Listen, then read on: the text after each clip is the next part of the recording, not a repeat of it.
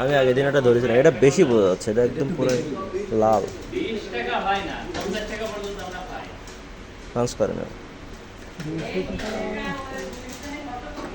সম্প্রতি আমাদের ব্যাংক সহ বিভিন্ন ব্যাংকে এই 200 টাকা, 100 টাকা এবং 50 টাকা জাল নোটের পরিমাণ বৃদ্ধি পেয়েছে এবং আমরা সবসময় গ্রাহককে খুব সচেতন করি যে আপনারা একটু সময় লাগলেও টাকা চেক করে লেনদেন করবেন।